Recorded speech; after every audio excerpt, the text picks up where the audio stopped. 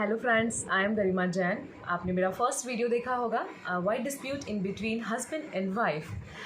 मैंने उसमें कुछ पॉइंट्स आप लोगों के साथ शेयर किए थे, just like wishing, sharing, comparison, compete, conversation and all that. And आज भी मेरे पास कुछ पॉइंट्स हैं जो मैं आप लोगों के साथ शेयर करना चाहती हूँ। So dear guys, today's my first point is respect.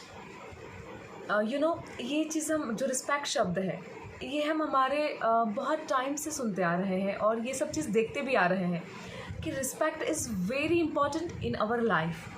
हमें हर इंसान को रिस्पेक्ट करना चाहिए। ऑल पीपल्स नोज दैट कि respect is very biggest word, but जब हस्बैंड वाइफ की बात आती है तो यहाँ थोड़ी सी रिस्पेक्ट दोनों के बीच में कम हो जाती है। बहुत सारे कपल्स में मैंने ये देखा है कि रिस्पेक्ट की बहुत कमी होती है। हर किसी के सामने किसी की इंसल्ट करने के लिए कोई ना कोई रेडी रहता ही है, ऑलवेज रेडी रहता है कि कब कहाँ मुझे मौका मिले और कब मैं उसे देखकर चौका मारूँ। This is not good. Respect husband wife के बीच में बहुत ज़्यादा इम्पॉर्टेंट है। दोनों एक दूसरे के बंधन में जब बनते हैं तो वहाँ रिस्पेक्ट बहुत इम्पॉर्टेंट है। जैसे हर हस्बैंड वाइफ को ऐसा लगता है कि मैं बाहर जॉब करने जाता हूँ या जाती हूँ और मैं ज़्यादा मनी अर्न करता हूँ या करती हूँ, तो उसे अपने आप में एक ईगो आ जाता है। वो इस ईगो के साथ में एक दूसरे की रिस्पेक्ट करना भूल जाते हैं या कम कर देते हैं।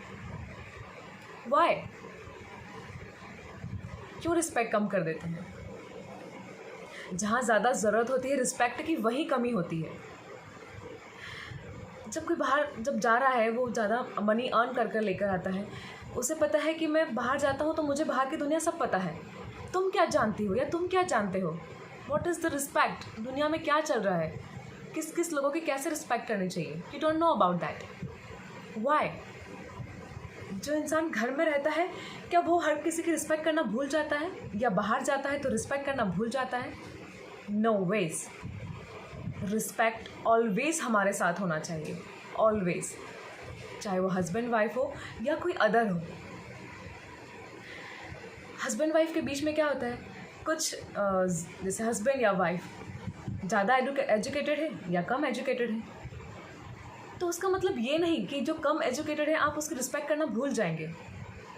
नो, वो हमेशा उसकी रिस्पेक्ट कम कर देता है कि तुम कम पढ़ी लिखी हो या तुम कम पढ़े लिखे हो। तो जो कम पढ़ा लिखा है तो क्या उसकी रिस्पेक्ट हम नहीं कर सकते? No ways. हमें उसी की ही रिस्पेक्ट करनी चाहिए। अगर उसने गलती से कुछ बोल दिया या गलती से कुछ निकल गया, या उस जो बोल रहा है वो उसका मीनिंग नहीं समझ रहा है कि वो क्या बोल रहा है, तो इसका मतलब ये है कि आप उसे इग्नोर करेंगे या उसकी रिस्पेक्ट नहीं करेंगे। No dear friends, this is not good. उसकी भी रिस्पेक्ट आपको करना होगी और उसे रिस्पेक्टफुली आपको आंसर भी रिप्लाई करना होगा। अगर सामने वाले ने आपसे कुछ बोला और आपको एकदम बुरा लग गया, तो आपने उसकी अगले दिन से ही तो क्या, हैंड टू हैंड उसी टाइम आपने उसका रिस्पेक्ट धीरे धीरे कम कर देते हैं।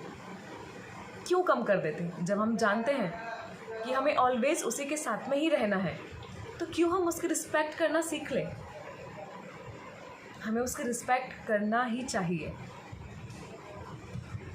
बहुत बार ऐसा होता है कि हम कहीं बाहर जाते हैं, किसी के साथ में होते हैं, तो हस्बैंड या वाइफ कभी किसी के सामने या फैमिली मेम्बर ही बैठे हों, अगर हम उसके सामने कुछ बोल रहे हों, और हो सकता है कि वो जो बात है वो 2 लोगों को समझ में आ रही है या 3 लोगों को समझ में आ रही है या नहीं समझ में आ रही है, तो आप तुरंत उसको बस कैसे भी करके टोकना चाहते हैं, बीच में स्टॉप करना चाहते हैं, उसके शब्द की इज्जत नहीं करना चाहते, उसकी रिस्पेक्ट नहीं करना चाहते।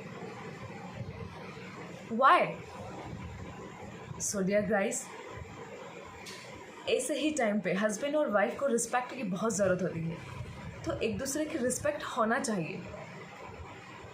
इतने दिनों में शायद मुझे एक और पॉइंट इसीलिए मिला क्योंकि हर एक चीज़, हर एक शब्द आपकी लाइफ के साथ जुड़ा हुआ होता है, कहीं ना कहीं ये जुड़ा हुआ रहता है। तभी हम इन सब चीज़ों को सामने ला पाते हैं, शेयर कर पाते हैं। अगर सामने वाले ने आपसे कुछ बोला तो आपको क्या लगता है कि यार ये क्या बोल रहा है, कुछ भी बोले जा रहा है। नहीं फ्रेंड्स, हो सकता है कि उसके मन में कुछ बोलने की चाहत हो, वो कुछ बोल रहा हो, वो कभी भी ऐसे आपसे पूरा फीलिंग के साथ नहीं बोल पा रहा हो सकता है उसके शब्दों में मिस्टेक हो, बट इसका मतलब ये नहीं कि आप उसको बोलने से पहले स्टॉप कर दें, उसकी रिस्पेक्ट ना करें। आप उसकी रिस्पेक्ट कीजिए और उसे बाद में भी समझा सकते हैं, पर उसके शब्दों की रिस्पेक्ट करना बहुत ज़रूरी है, चाहे हस्बैंड हो या वाइफ हो। सो डियर गाइस, ये था मेरा फर्स्ट पॉइंट, रिस्पेक्ट। और हस्बैंड वाइफ के अलावा भी हमें सारे लोगों की रिस्पेक्ट करना बहुत ज़रूरी है। और आजकल की जनरेशन में ख़ास तौर पर रिस्पेक्ट बहुत बड़ा शब्द है। आजकल आप बच्चों में भी देखेंगे तो रिस्पेक्ट होती है, बट कहीं ना कहीं वो हर किसी को मार्क करते हैं, रिस्पेक्ट देना नहीं चाहते, वो अपनी अकड़ में जीते हैं, चाहे बड़े हो या छोटे हो। बहुत बार ऐसा देखने में आता है कि बड़े लोगों को लगता है कि छोटा उनकी रिस्पेक्ट करे, या आई नो दैट कि हम लोग बचपन से यही देखते आ रहे हैं कि छोटे बड़ों की रिस्पेक्ट करें, इज्जत करें। पर अगर आप छोटों को रिस्पेक्ट नहीं देंगे, उनकी इज्जत नहीं करेंगे, तो क्यों आप उनसे एक्सपेक्टेशन लगा के बैठे हैं कि छोटे भी हमारी रिस्पेक्ट करेंगे। इसी तरह हस्बैंड और वाइफ में भी रिस्पेक्ट बहुत ज़रूरी है। सो डियर गाइस, आप जो भी हस्बैंड वाइफ मुझे सुन रहे हैं, तो प्लीज़ रिस्पेक्ट बहुत ज़रूरी है। आप रिस्पेक्ट कीजिए, दोनों एक दूसरे की रिस्पेक्ट कीजिए। ये सबसे बड़ा पॉजिटिव वर्ड है। So dear guys, this is my first point, respect, and then second point is care. You know कि हर हस्बैंड वाइफ में देखा जाता है वन साइडेड केयर होती है। Why not both of side? हम क्यों केयर को दोनों साइड से नहीं कर सकते? क्यों नहीं कर सकते? कभी वाइफ का हस्बैंड के लिए केयर करना, जस्ट लाइक टाइम पे उनको खाना खिलाना और टाइम पे टिफ़िन देना, ऑफिस से आया है तो टाइम पे उसे पानी पिलाना एंड ऑल दैट। आप ये सब चीज़ करते हैं, बट क्या दिखावे के लिए करते हैं? नो, हम क्यों करते हैं? क्यों हस्बैंड वाइफ में ये सब चलता है? क्यों वाइफ इतना सब करती है? क्योंकि कहीं ना कहीं उसके मन में एक केयर होती है, क्योंकि हमें पता है वो हमारा इंसान है, हम उसके लिए केयर कभी कम नहीं कर सकते।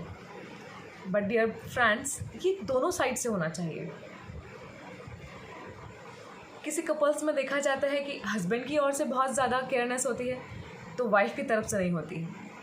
कभी देखा जाता है कि वाइफ की ओर से बहुत ज़्यादा केयर होती है तो हस्बैंड की ओर से नहीं होती है।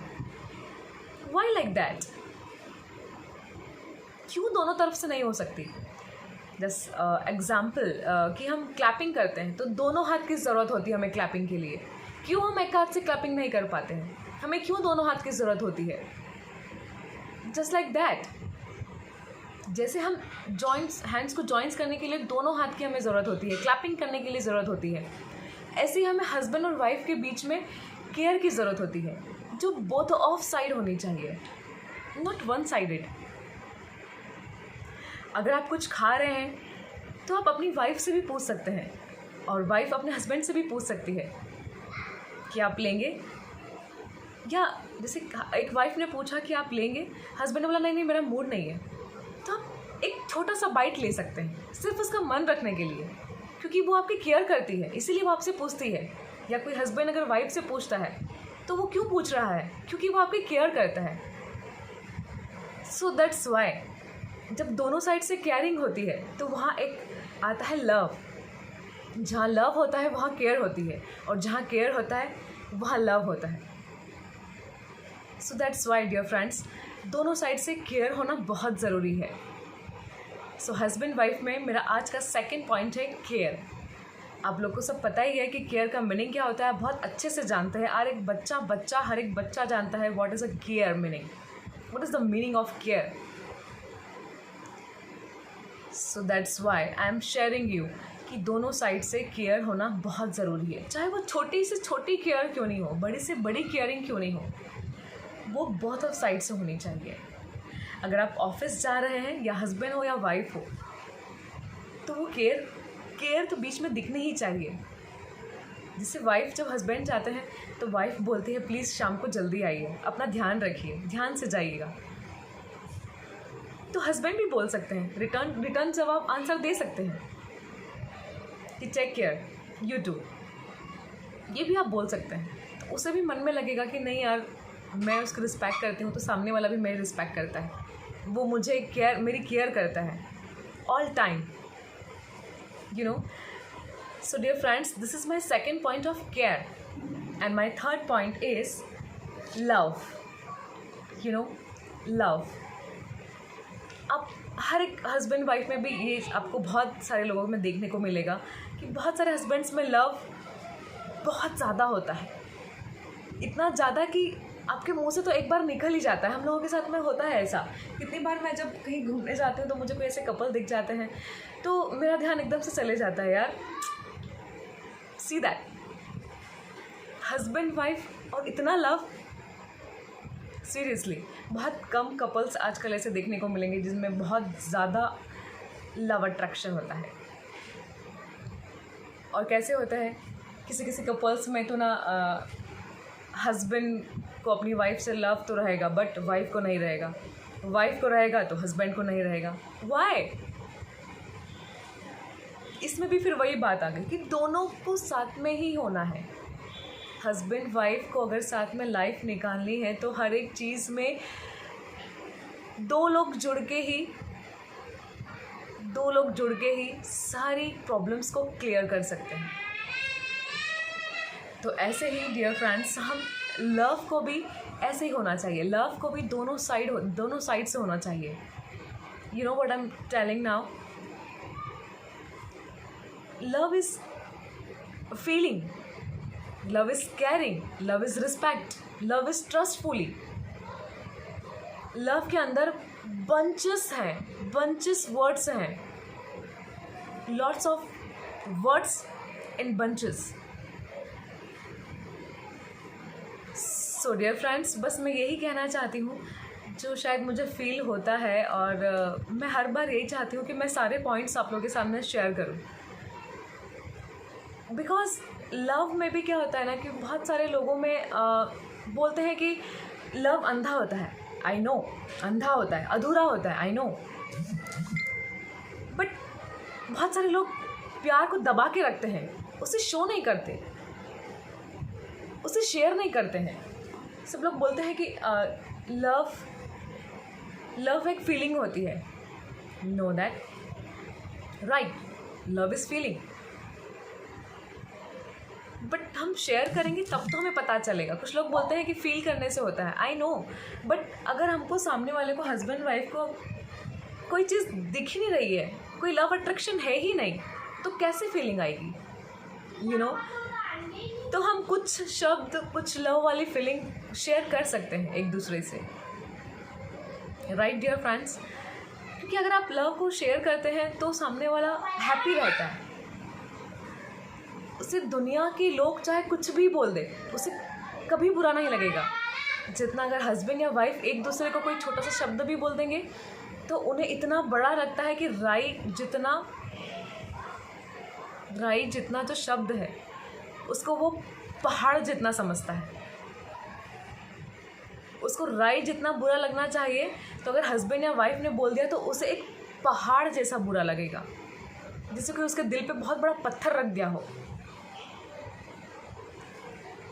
सो दैट्स वाई कि हमें हस्बैंड और वाइफ की केयर, रिस्पेक्ट करनी चाहिए, और लव तो होना ही चाहिए। अगर लव होगा तो ही ये सब चीज़ आ सकती है। सो दैट्स वाई कि अब हस्बैंड और वाइफ में लव होना बहुत ज़रूरी है। It's a very important word. Love हम हर किसी से कर सकते हैं, सिस्टर से, ब्रदर से, मदर से, फादर से, ग्रैंडफादर, ग्रैंडमदर, सारे पीपल से आप लव कर सकते हैं। बट एक हस्बैंड और वाइफ का जो लव होता है, जो अट्रैक्शन होता है, जो फीलिंग होती है, जो ट्रस्ट होता है, it was very different to all, very different. इसमें जो फीलिंग्स होती है, मतलब hats off. So dear friends, today's my 3 points: respect, care and love. And साथ में हैप्पीनेस भी आप ले सकते हैं कि अगर ये चीज़ें होंगी तो साथ में हैप्पीनेस तो होगी ही, उसे कोई टाल नहीं सकता, हैप्पीनेस को कोई इग्नोर नहीं कर सकता. तो डियर फ्रेंड्स, हस्बैंड और वाइफ के बीच में हैप्पीनेस को बनाने वाले यही शब्द हैं, यही वर्ड्स हैं जिनको आप हमेशा बरकरार रखेंगे तो हैप्पीनेस आपकी कहीं नहीं जाएगी.